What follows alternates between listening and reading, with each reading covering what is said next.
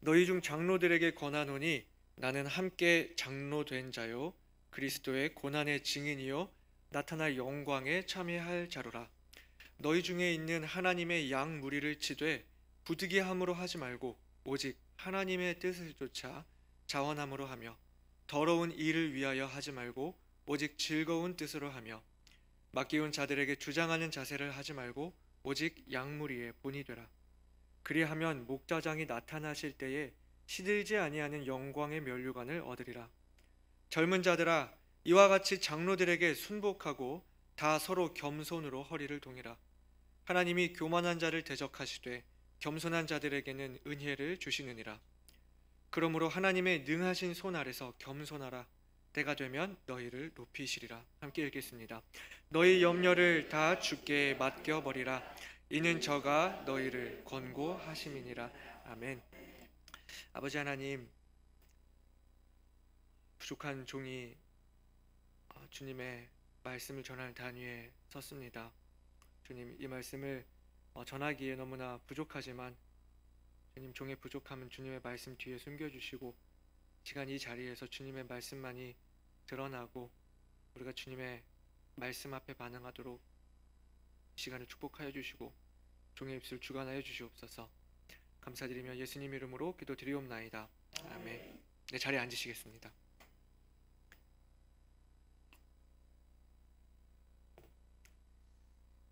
자, 초등학교, 중학교, 고등학교 통틀어서 저는 부반장 딱 한 번 해본 것 같습니다. 후보 추천을 받고 투표를 통해서 반장, 부반장을 이렇게 뽑았는데 저는 그런 걸 정말 하고 싶지 않았거든요. 근데 이제 어떤 친구가 제 이름을 추천을 해서 이제 투표를 하다 보니까 어떻게 하다 뽑혀가지고 제가 부반장이 됐습니다. 저한테 어떤 기질이 있어서 그런지는 모르겠지만 저는 무언가 이렇게 반장이라 그러면 이렇게 뭐라 그러죠? 앞잡이 같고 뭐 선생님한테 막 우리끼리 막 있었던 일들을 막 일러 바치는 막 그런 치사한 사람 같고 괜히 막 반장이라고 어깨에 힘주고 이렇게 의시되는 그런 사람 같다는 생각을 제가 했었어요. 반장이 된다고 해서 뭐 특별히 하는 것도 없는 것 같고 그저 그냥 수업 시간에 뭐 차렷, 경례 이렇게 하는 거 뭐 그게 다 전부인 것 같고 또 제가 학교 다닐 당시에는 반장이나 부반장이 되면은 이제 학교에서 큰 어떤 행사 있을 때 운동회나 뭐 체육대회 이런 행사 있을 때 반 친구들한테 이렇게 햄버거 세트 돌려야 되는 그런 관리 같은 게 있었거든요. 그런 거를 하는 것도 좀 부담스럽고 그래서 저는 그저 다른 친구들과 함께 무리 속에 이렇게 들어가 있는 것을 조용히 있는 것을 참 좋아했습니다. 근데 어떻게든 그 반장을 한번 해보려고 이렇게 막 기를 쓰고 반장 되려고 하는 아이들이 꼭 있더라고요. 근데 제 성향이 그런 것 같아요. 이렇게 앞에 나서서 이렇게 나를 따라라 이렇게 하기보다는 이렇게 무리 속에서 그냥 으쌰으쌰 하면서 좀 도와주고 좀 뒤처지는 친구 있으면 이렇게 좀 끌어주고 저도 그냥 같이 잘 따라가고 싶은 게 제 성향인 것 같습니다. 아무래도 리더 재질은 아닌 것 같죠. 오늘 우리가 읽은 본문도 사실 제가 오래전부터 고민해 오던 성경 본문 중에 하나입니다. 많은 목사님들이 목회자의 어떤 권위를 주장하면서 자신을 목자라고 이야기하고 어떤 평신도와 사역자의 어떤 경계를 긋는 듯한 그런 느낌을 받을 때마다 이것이 맞는지 그런 의구심을 품어왔었습니다. 목회자의 권위를 인정하지 않겠다는 말이 아니라 목회자가 자신을 목자라고 그렇게 인식하는 것에 대해서 그게 맞는지 말이죠. 저는 개인적으로 생각하기를 나도 성도인데 나도 교회의 그 지체 중에 하나일 텐데 그리고 나도 한 마리의 양일 텐데 하는 그런 생각이 계속 드는 거예요. 내가 부르심은 받았지만 그렇다고 내가 어떤 특별한 사람이 된 거는 아닌 것 같은데 하고 말이죠. 본문은 말하기를 교회의 장로, 즉 목사와 감독된 자들에게 양무리의 본이 되라 말하고 있잖아요. 여러분, 양무리의 본이 되라는 말씀이 어떤 의미인가요? 양무리 안에서 본 받을 수 있는, 본 받을 만한 모범적인 양. 누구보다 주인을 잘 따르고 성실하고 다른 양들이 흠모할 만한 그나마 조금 더 성숙한 양. 이게 양무리의 본이 되라는 그런 말씀이 아닐까요? 그래서 전 항상 목회자가 스스로 가지고 있어야 할 그런 자세에 대해서 많은 고민을 해왔습니다. 목사라고 해서 다른 사역자나 성도들 사이에서 어떤 수직적인 관계를 주장하는 것이 아니라 정말 수평적인 관계에서 양무리와 함께 어울리며 좀 더 본이 되는 모습으로 다른 사람들을, 다른 지체들을 우리 목자 되시는 주님께 인도할 수 있는 사역자가 되기를 원했습니다. 그러던 중에 앞에 계시지만 박혜원 선교사님 만나게 되었고, 선교사님을 통해서 제가 의문을 가지고 있었던 것들에 대해서 많은 해답들을 또 찾고 많은 것들을 배울 수가 있었습니다. 그리고는 유학의 꿈도 품게 된 것입니다. 단순히 어려서부터 유학을 했으면 좋겠다 하는 그런 희망은 있었지만 유학을 가기 위해서는 제 스스로에게도 이유가 필요했습니다. 내가 반드시 유학을 가야만 하는 이유.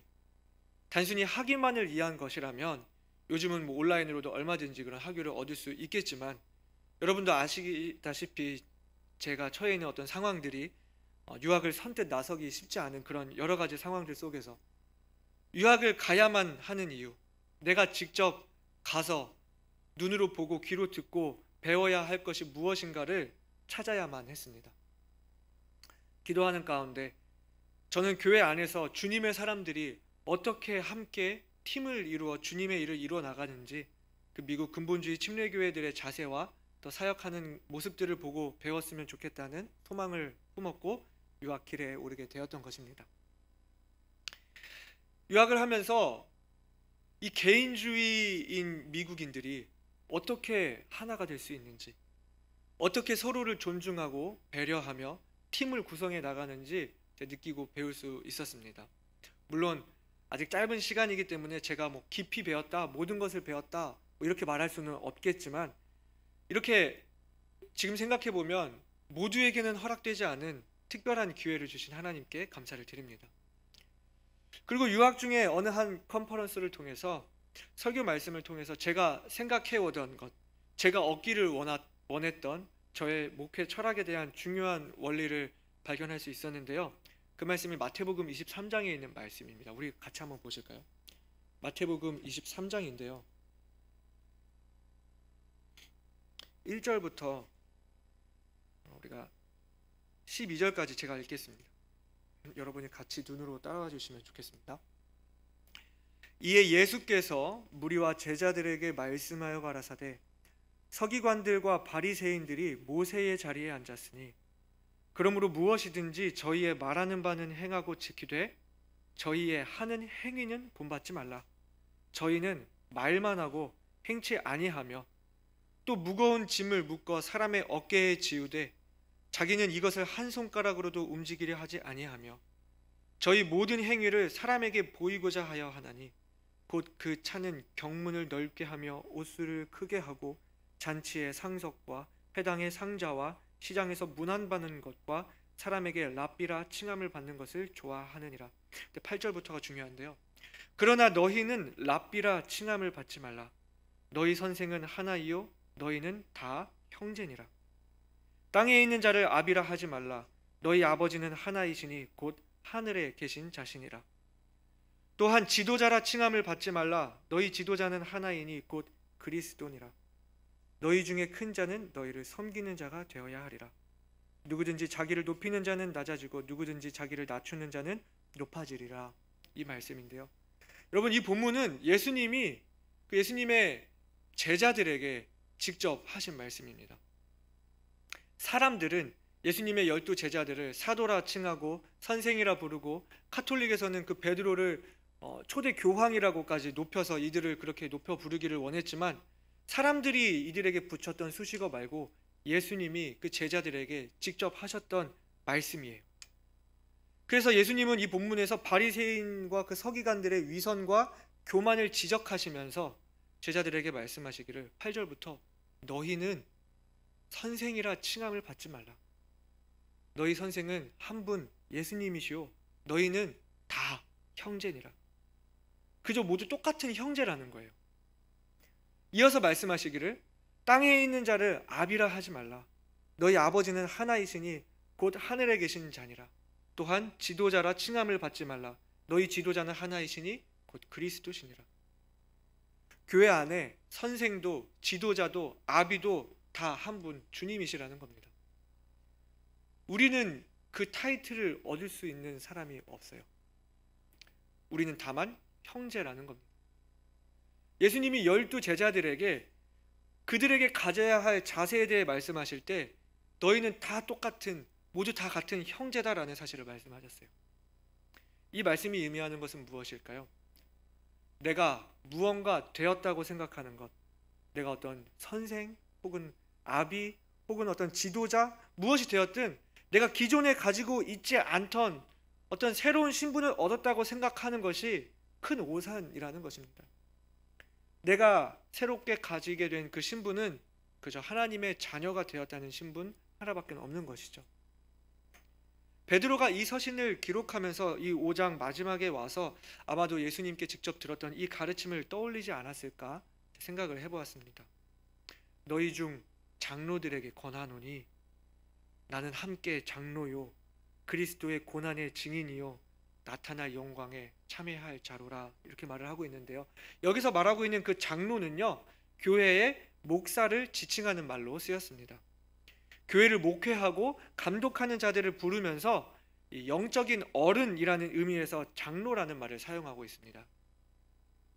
베드로 자신도 함께 장로된 자라고 말하는 것을 보면서 장로라는 말이 오늘날 교회 목사와 감독을 의미한다는 것을 우리가 알 수 있습니다. 더 나아가서 성경에서 말하고 있는 장로는 오늘날 장로 교회들에 있는 그 장로와는 다르다는 것을 우리가 알아야겠습니다. 그러면 왜 베드로가 장로라는 말을 했을까요? 영어로는 엘더라 그랬는데요. 나이 든 사람. 왜 장로라는 말을 했을까요? 선생이라고도 하지 않고 아비라고도 하지 않습니다. 목사, 감독이라는 말도 하지 않고 그저 어른, 장로라는 말을 사용하고 있습니다. 아마 베드로가 좀 자기를 좀 이렇게 높여서 부른다고 해도 반박할 수 있는 사람이 아무도 없었을 거예요. 근데 단순히 그렇게 이야기하고 있는 것은, 그 이유는 어떤 신분으로 받아들여지지 않게 하려고 장로라는 말을 쓰고 있다는 것이죠. 이어서 보시면 너희 중에 있는 하나님의 양 무리를 치되, 하나님의 양무리라고요. 이 양들이 너희들의 양이 아니고 내 양도 아니고 하나님의 양무리라고요. 내 것이라고 주장할 수 없고 내 사역이라고 주장할 수 없는 것이 내 양이 아니기 때문입니다. 예수님이 부활하신 이후에 베드로를 그 갈릴리 물가에서 만나서 베드로에게 네가 나를 사랑하느냐 그렇게 물으실 때에 예수님은 베드로에게 내 양을 먹이라, 내 양을 치라, 이렇게 말씀을 하셨습니다. 베드로는 그 자신에게 있는 그 양들이 내 양이 아니라 주님의 양인 것을 알았을 것입니다. 이어서 보실까요? 오늘 본문으로 돌아가서요. 부득이함으로 하지 말고 오직 하나님의 뜻을 쫓아 자원함으로 하며 더러운 일을 위하여 하지 말고 오직 즐거운 뜻으로 하며. 양들이 내 양들이 아닙니다. 그렇기 때문에 사역도 내 사역이 아닙니다. 내가 억지로 하려고 해서 될 일이 아닙니다. 내가 내 능력으로 할 수 있는 일도 아닙니다. 하나님의 뜻을 따라서 하나님이 원하시는 방향으로, 하나님이 원하시는 그 속도에 맞추어서 하나님이 이끄시는 만큼, 하나님이 원하시는 모습으로 나에게 맡겨진 일을 할 뿐이라는 거죠. 교회는 이익 집단이 아니기 때문에 이익을 창출하는 게 목적이 아닙니다. 교회는 하나님께 예배를 드리는 기관이고요, 믿지 않는 사람들을 주님께로 인도하며 성도들을 바로 세우기 위해 존재합니다. 돈을 만드는 집단이 아니라 돈을 사용하는 집단, 다시 말해 돈을 흘려보내는 집단입니다. 기관입니다. 이러한 일들을 위해 목회자가 교회로부터 보수를 받는 것이 마땅하지만 보수를 받기 위해서 이래서는 안 된다고 본문은 말하고 있습니다. 따라서 목회자는 자신의 뜻을 세워서도 안 되고 이것이 내 사역이다 이렇게 주장을 할 수도 없습니다. 오늘 보면 어떻게 말하고 있습니까? 주장하는 자세를 하지 말고 양의 본이 되라고.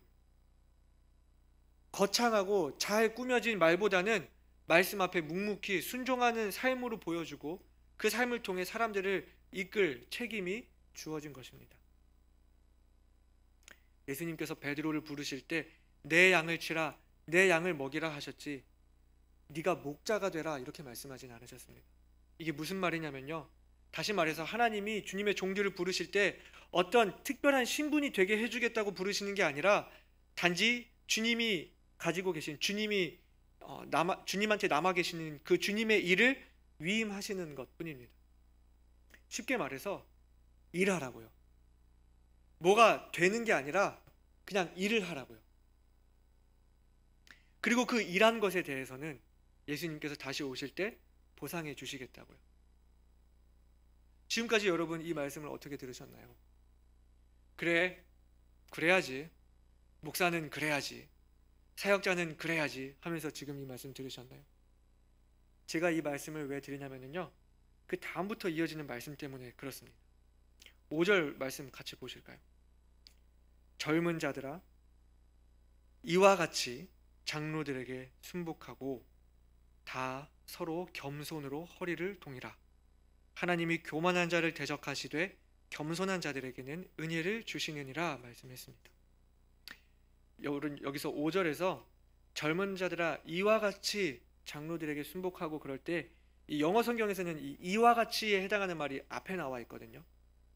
그러니까 즉 이와 같이 지금 앞에서 말하고 있는 그 교회의 장로들에게 말하고 있는 그 장로들이 가져야 될 그 겸손의 모습, 그 겸손한 자세를 이야기하고 이와 같이 젊은 자들도 같은 자세로 같은 마음으로 장로들에게 순복하라, 겸손하라 이렇게 말씀을 하고 있는 것입니다.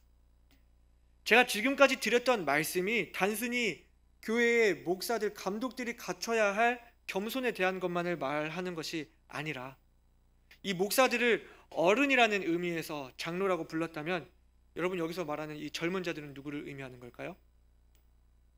바로 우리들, 우리 모든 성도들을 의미하는 거죠. 교회 주일학교 아이들을 말하는 게 아니라요, 모든 성도들에게 말하기를 우리가 갖춰야 할 그 겸손의 모습이 목사들에게만 있어야 하는 것이 아니라 모든 성도들에게 동일하게 있어야 한다는 것을 말해주고 있는 것입니다. 여러분, 교회는 어느 한 목회자의 것이 아닙니다. 그렇다고 어느 한 성도의 것도 아닙니다. 교회는 예수님의 몸입니다. 예수님의 것이에요. 때때로 교회를 사랑하는 마음으로 열심히 헌신하고 많은 것들을 주님께 드리고 내가 기여한 바가 많게 되면 마치 교회가 내 것인 것처럼, 내가 기여한 것이 많으니 나를 알아줘야 할 것처럼, 교회의 어떤 결정이나 교회가 나아가는 방향에 있어서 나의 의견을 꼭 수렴해야 할 것처럼 여기는 사람들이 있습니다. 그리고 그렇게 결정이 되지 않고 자기 의견이 받아들여지지 않으면 실족하고 교회 사역에서 손을 놓게 되고 과연 어찌 되나 보자 하는 그런 자세로 계시는 분들이 있습니다. 여러분들이 그렇다는 게 아니고요. 그러나 우리 모두가 알아야 할 것은요, 교회가 내 것이 아니라는 것, 내 사역이 아니라는 것이에요. 우리는 모두 형제라고, 모두 양이라고요. 그저 목자 되신 예수님의 음성을 듣고 그 인도하심을 함께 따를 뿐인 것입니다. 그리고 성도들에게 자기 삶을 들여 온전히 주님을 섬기고 성도들을 섬기는 그 목회자를 잘 따르고 서로 겸손으로 허리를 동이라고. 여기서 겸손으로 허리를 동이라 이렇게 했을 때 아마도 베드로는 예수님이 그 제자들의 발을 씻겨주실 때를 기억했을 것 같습니다. 예수님이 그 옷을 허리에 두르시고 제자들의 발을 씻겨주실 때 베드로가 어떻게 말했죠? 주여, 주께서 내 발을 씻기시나이까? 내 발을 절대로 씻기지 못하시리이다 이렇게 말을 했어요. 그때 예수님 대답하시기를 내가 너를 씻기지 아니하면 네가 나와 상관이 없느니라 말씀을 하시면서 내가 주와 또는 선생이 되어 너희 발을 씻겼으니 너희도 서로 발을 씻기는 것이 옳으니라. 내가 너희에게 행한 것 같이 너희도 행하게 하려 하여 본을 보였노라 이렇게 말씀을 하셨습니다. 먼저 겸손과 섬김의 본을 보여주신 그 예수님의 본을 기억하고 아마 베드로는 교회의 장로들에게 그 같은 본을 먼저 섬길 것을 교회 그 장로된 자들에게 이야기하면서 전체적으로는 교회 모두가 이와 같이 겸손의 모습을 갖기를, 서로 섬기기를 권면하고 있는 것입니다. 사랑하는 성도 여러분, 우리는 과연 진정한 겸손한 마음으로 서로를 섬기고 있을까요? 너무나 많은 경우에 우리는 그저 아닙니다, 저는 부족합니다 하면서 뒤로 빠지는 것이 어떤 미덕인 양 생각해 왔던 것 같습니다. 지나친 겸양을 떤다고 내가 충분히 할 수 있는 일, 내가 마땅히 해야 하는 일에 뒤로 물러서는 것은 겸손이 아닙니다. 제가 학생부 청년부 시절에 막내 생활을 많이 했습니다. 교회 자매들이 별로 없어가지고 거의 다 형들이었거든요.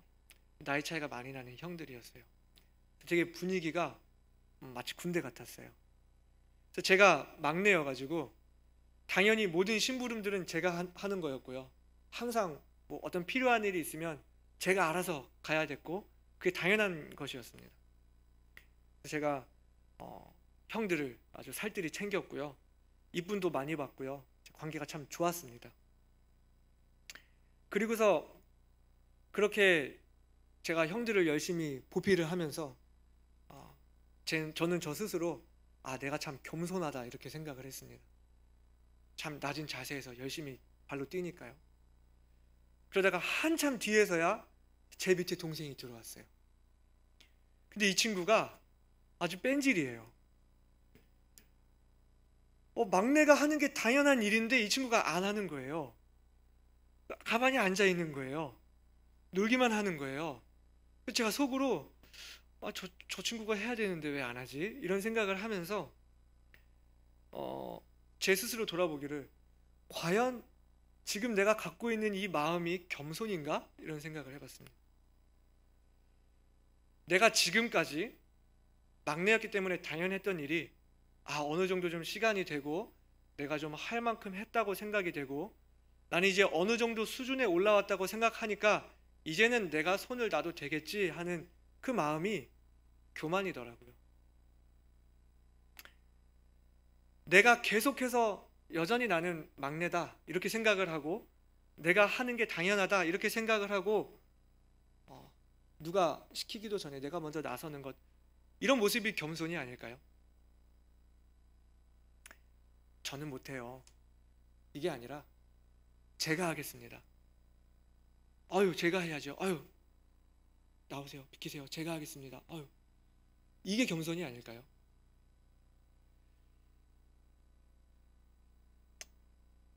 사역은 내 것도 아니고 내가 하는 것도 아니라고 했습니다. 그리고 본문 7절에는 너희 염려 또한 주님께 맡기라고 하고 있습니다. 이 염려도 가만히 생각을 해보면요, 내가 하려고 하니까 염려가 생기는 겁니다. 내 능력으로 하려고 하니까, 내 능력으로 안 되는 일을 내 능력으로 하려고 하니까 염려가 되고 걱정이 되는 겁니다. 그래서 주님 말씀하시기를 염려를 모두 주님께 맡겨버리라고 하십니다. 베드로에게 말씀하실 때 내 양을 치라, 내 양을 먹이라. 어떻게 먹입니까? 무엇으로 먹입니까? 물을 필요가 없었어요. 그냥 주어진 일을 하라고 주님께서 우리를 부르셨는데요, 우리가 그런 모습으로 섬겼으면 좋겠습니다. 내가 해야지, 저는 못해요, 다른 분을 시키세요. 혹시나 이런 마음이 우리에게 있다면, 내가 해야지 라고 할 때 뭔가 내 마음에 어떤 브레이크가 걸리는 게 있다면 우리 마음을 한번 돌아봤으면 좋겠습니다. 우리 마음에 어떤 교만한 것이 있지는 않는지, 내가 선뜻 나서는데 막히는 무엇이 있지는 않는지 우리 마음을 돌아보면서 주님께서 우리에게 보여주신 그 겸손의 본을 우리가 닮아서 서로 겸손으로 섬기는 모습이 되기를 원합니다. 이 시간 함께 기도하시겠습니다.